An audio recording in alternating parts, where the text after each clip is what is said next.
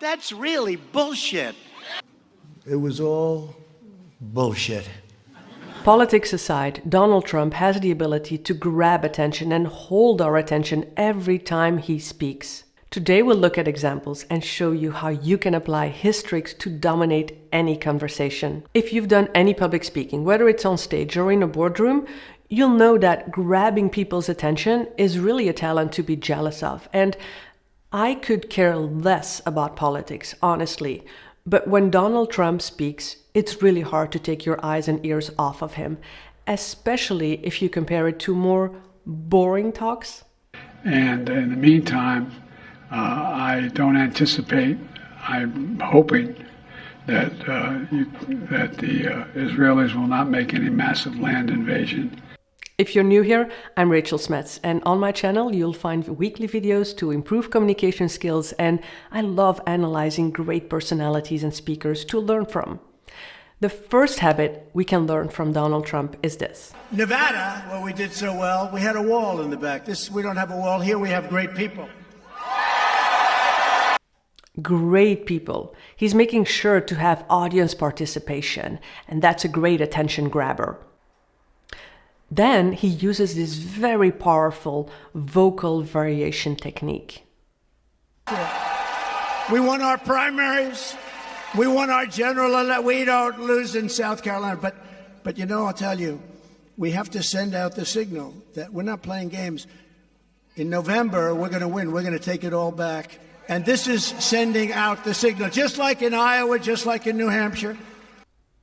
Did you notice how he goes from loud to silent to loud again? He's really playing with that vocal tone. And if you can play with that melody of your voice in your presentation, go up and down and slow and fast, and we'll have more examples in the coming clips, but using that melody of your voice really makes a difference, especially if you compare it to a more monotone voice tone, you'll notice a difference.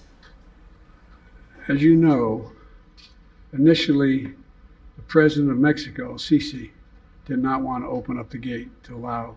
Now check out the speed of his talk in the following clip. Then very simply, we call the loan and we say we want our money, because we give money and then they go to another side.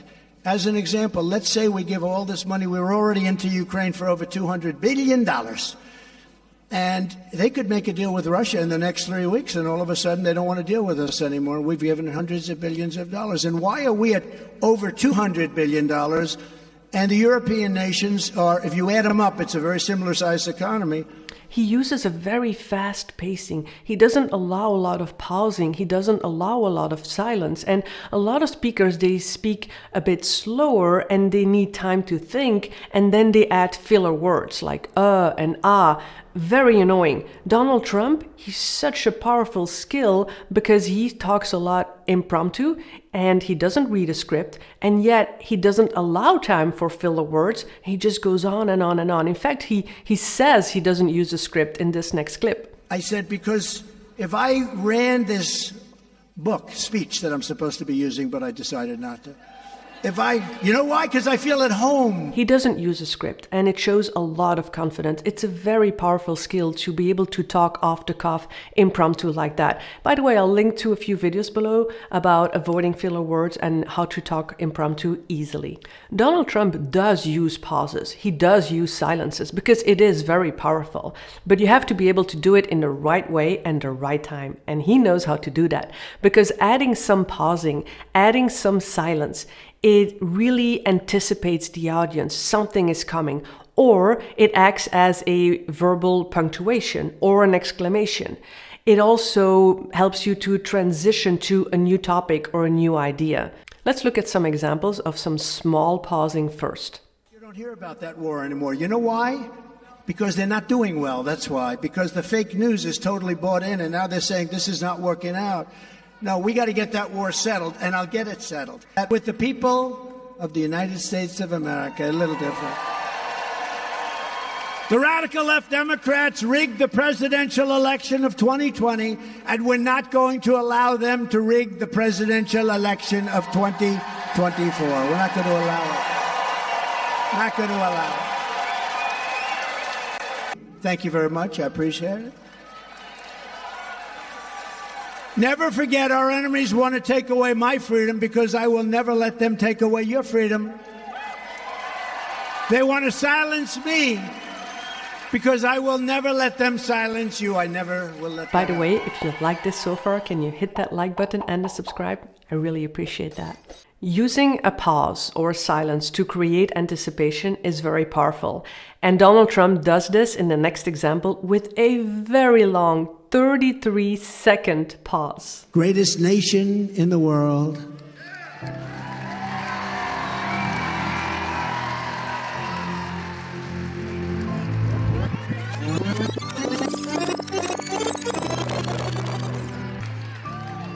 But now we are a nation in decline.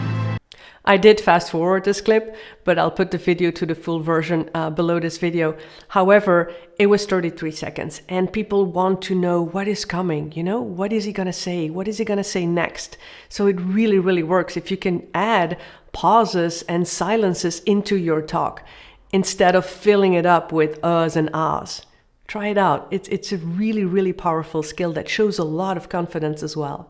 To be fair, when I did my first TEDx talk, I was told by my coach that I used constant uhs and ahs. I was not even aware of it. And so I learned the power of silence. And every time I had to think about a next line or a next sentence, I pause. And what a world of difference, because people are more attracted to what you're going to say. People are more engaged, and it shows a lot of confidence as well. So try it out. Really, it works. Another easy, simple trick that Donald Trump uses is to add a bit of a personal touch, a bit of a personal story. It can be very subtle. It doesn't have to be a lot. You know, he's adding something about his family, you'll see. And that really decreases the gap between you and the audience. Let's take a look. I wonder what my great father and mother, they're up in heaven. Believe it or not, my father was a tough guy, but he would make heaven because he had a great heart. And my mother, there's no doubt about it. My father is questionable, but my mother, there's no doubt. But they're both up there, and they're looking up, and they're looking. She's going to say, Mary, our son is indicted more than Al Capone. How the hell did this ever happen? He talks about his great father, his great mother. He then addresses his children, and it's very subtle. It doesn't have to be a lot. You don't have to share a lot about yourself. And if you're not a great storyteller, just like me, then just sharing those little things. Sometimes I would share something that my brother said, or that, you know, I don't have any kids, so I can't talk about my kids. But just like that, what I did now is, you know, now I don't have kids, I have a brother, and whatever that is for you, but just sharing something personal makes it more human, makes you more human, makes you more relatable, and people love that side of you.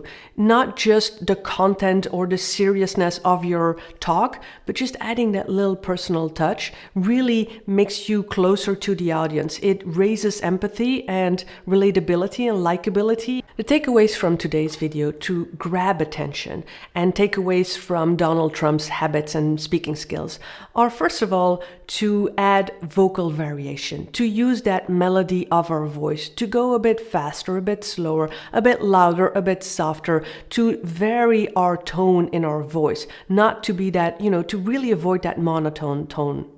Also, to try the power of pausing, to add some silences, not to fill it up with filler words, but just to have a few seconds, create that anticipation, or have a moment to think about your next line.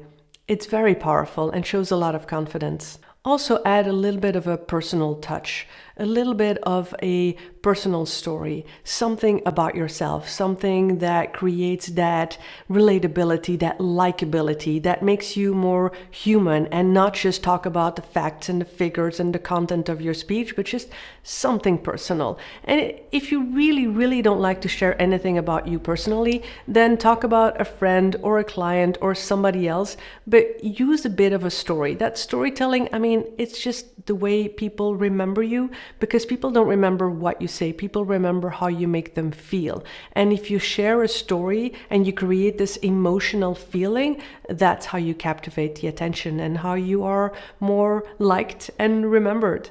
The bottom line is to make your talk relatable. The more relatable, the more you grab the attention, the more you captivate, the more you engage the audience. However, you don't have to be as loud or outgoing as Donald Trump.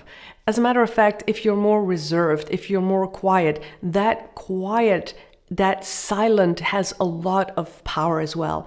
Because I don't know if you know the actor Cylian Murphy. I've made a video about him because he has this silent strength. People respect him, people love and like him, and he has this charisma over him. And he uses very specific, silent, quiet habits that if you can add those into your talk, people will remember you. Have a look at this next video. I'll see you there.